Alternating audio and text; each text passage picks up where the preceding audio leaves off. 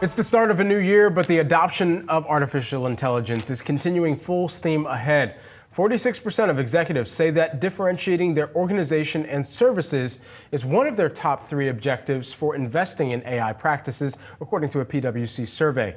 As more businesses strategize their vision on the use of artificial intelligence, the makeup of the workforce for companies is taking on new forms. Matt Wood, Global and US Commercial Technology and Innovation Officer, joins us now with more. Great to have you here with us. So first and foremost, as we think about what you're hearing from companies and what this ultimately means in terms of their investment into AI means for their employees and for the labor force participants, how are you kind of gaming this out, and what are your biggest anticipations?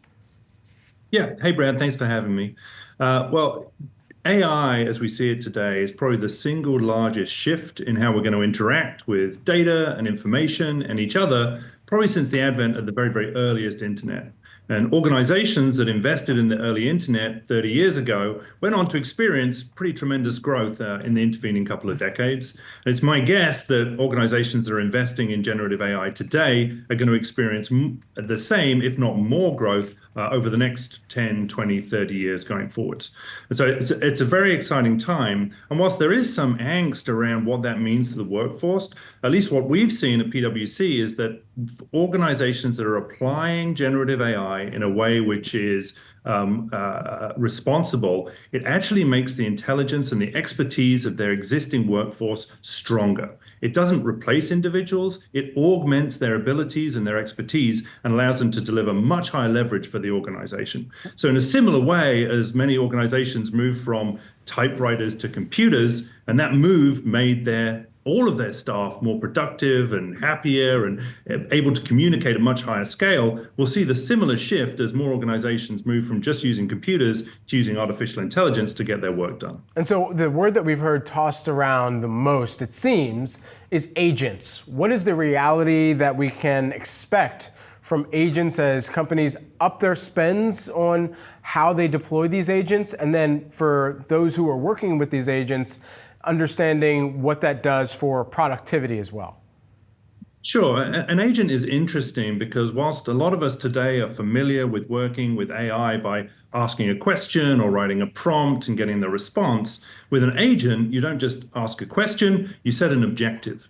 And the AI looks at that objective, it understands what it is that you're trying to do, and it will go off and form a strategy, a to-do list, if you like, in the background, and then it'll follow that to-do list to make sure that it finishes and meets your objective correctly.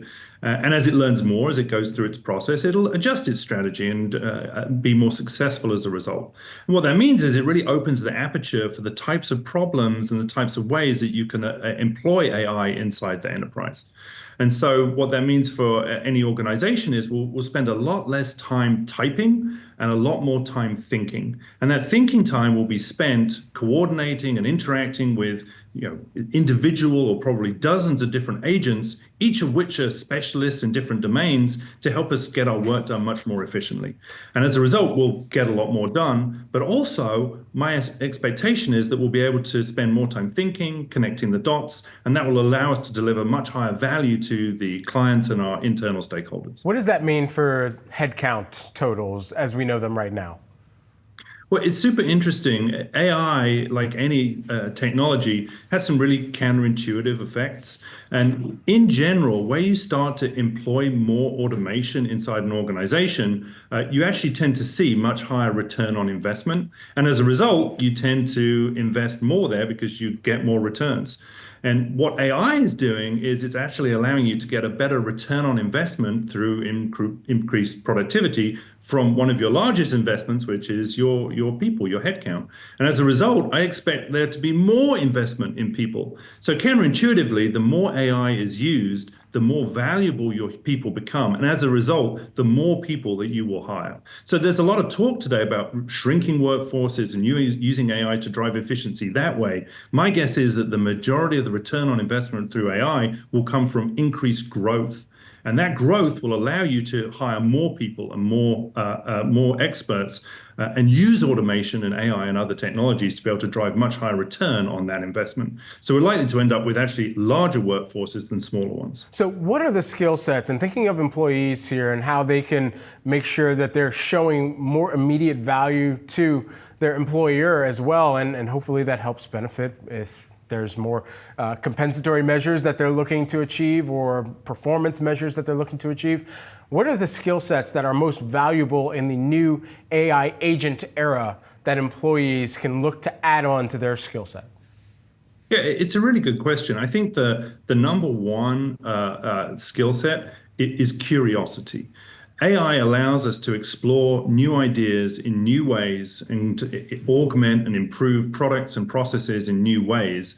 And if you lean into your natural curiosity, number one, the AI will respond. They're very good at helping you brainstorm and fulfill that curiosity. And number two, as humans, it's a really powerful emotion to be able to satisfy our own curiosity. And so we tend to be much happier at work when we're doing that. And so honing that curiosity, staying open-minded, being humble in how you approach questions, asking open-ended questions, knowing how to form those questions so you can understand the responses, all of that allows us to explore and wander through a lot of the businesses and problems and customer engagements that we work with today.